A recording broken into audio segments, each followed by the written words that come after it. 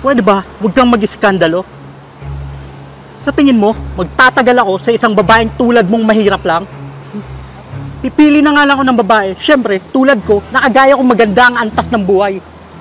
Gaya nito, parehas kami na may magandang trabaho. Di tulad mo, na di hamak na tindera lang. Ang tanga ko.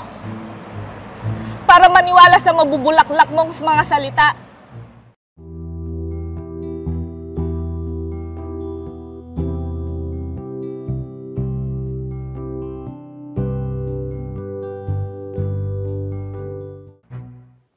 Grabe. Napaka-pogi talaga nitong si Mark. Tapos may maganda pa siyang trabaho. Kailan kaya siya bibisita ulit dito sa bahay?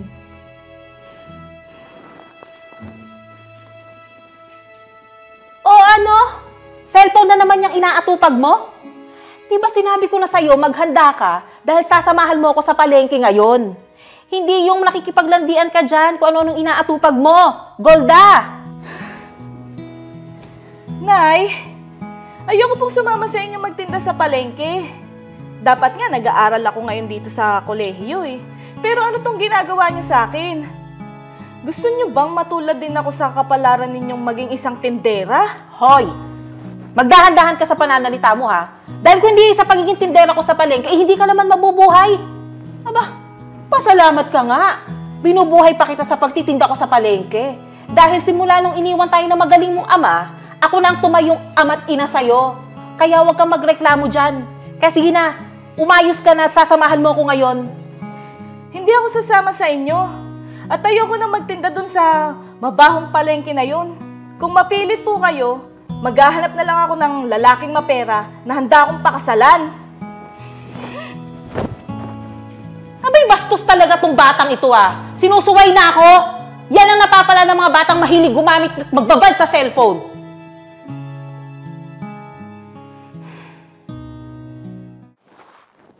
Ano na?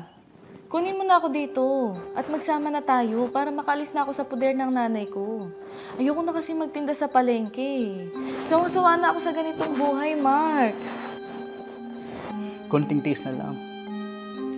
Hayaan mo, kapag na-promote ako sa trabaho, kukunin ka agad kita dito para magkasama na tayong dalawa. Okay? Pero sa ngayon, kailangan muna natin magtiis. Hanggang kailan? Kung papakasalan mo naman ako, bakit kailangan mo pang patagalin? Mahal mo ba talaga ako, Mark? Ano bang klaseng tanong yan? Mahal kita, okay? Pero ang kasal kasi, pinag-iisipang mabuti yan. At pinaghahandaan. Handa naman ako dyan. Gusto ko na rin mag-asawa para makalis na ako sa poder ng nanay ko. Yan ba talaga yung tunay na dahilan kung bakit gusto mo mag-asawa? O baka may iba pa? Basta! Huwag ka na maraming tanong, Mark. Gusto ko na mag-asawa. Period! Sige na. Uuwi na ako at marami pa akong tatrabaho. Chat na lang kita mamaya kapag may time ako. Love you. Okay, sige. Basta pag-isipan mo yung sinasabi ko sa'yo. Ikaw lang yung hinihintay ko para pakasalan ako. I love you.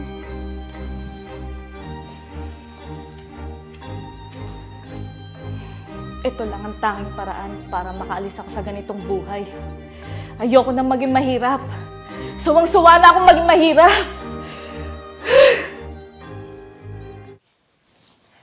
O ano? Yan na lang ba talagang gagawin mo? Kung hindi humilata sa kama, mag-cellphone na mag-cellphone. Aba, Golda, hindi tayo mayaman. Kaya huwag kang umasta ng ganyan. Eh bakit ba kasi pinanganak akong mahirap at may nanay akong kagaya mong mahirap? Hindi kita pinalaki ng ganyan para sagot-sagutin mo ako ng ganyan, ha?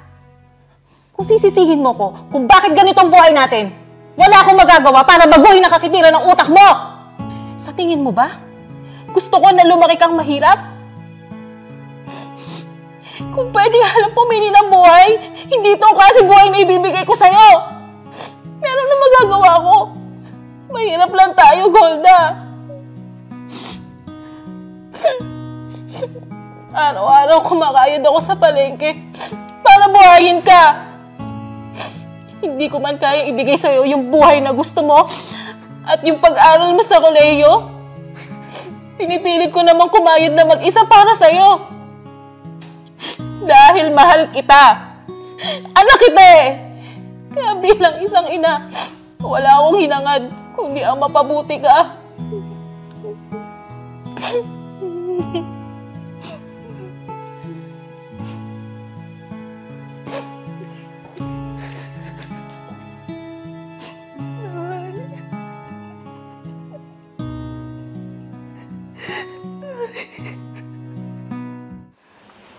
Ano to, Mark?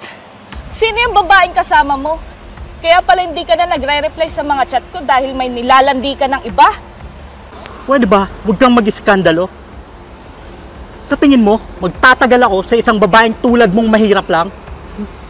Pipili na nga lang ako ng babae. Siyempre, tulad ko, nakagaya kong maganda ang antas ng buhay.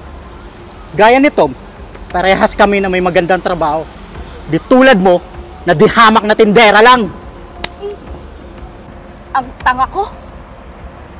Para maniwala sa mabubulaklak mong mga salita.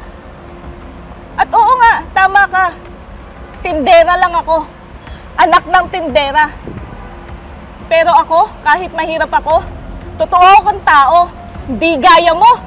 Manluloko ka. Manluloko! Alam mo kung ako sa'yo, tumahimik ka na lang. Kasi sa inaasal mo, mas pinakita mo lang na dapat kang iwan ni Mark. You don't deserve him. Ako ang mas nababagay kay Mark. Sa'yo na siya. Dahil never ako maghahabol sa isang lalaki. Dahil alam ko yung halaga ko bilang isang babae. Tabi! Hayaan mo na yan. Huwag na nating pansinin yan. Tara na, babe.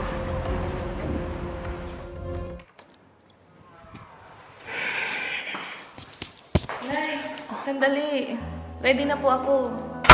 Simula po ngayon, sasamahan ko na po kayo magtinda sa palengke. Kasi naisip ko po, wala pong masamang maging tindera. At lalong wala pong masamang maging mahirap. Siguro po ito na po yung nakatadhana para sa atin. Pero nagsusumikap po ako para pagdating po ng panahon, hindi lang po tindera ang bagsak ko. Mabuti naman at natauhan ka na, anak. Tandaan mo, hanggat marangal na trabaho ang ginagawa natin, wala tayong dapat ikahiya. At tama ka. Alam ko may mga pangarap ka sa buhay. Huwag ka mag-alala. Dahil nandito ko para suportahan ka at gabayan ka. Mahal na mahal kita, anak. Pasensya na po, Nay, ha? Kung naging matigas yung ulo ko. Hindi ko na po paiiralin ng katigasan ng ulo ko at makikinig na po ako sa inyo. Tama nga po sila eh. Mother knows best. Tama ka dyan, anak. At alam mo, kaming mga nanay, ang gusto lang namin talaga ay ang mapabuti ang mga anak namin. O siya, tara na. Para makarami pa tayo sa palengke. Oo nga po, tara na, Nay.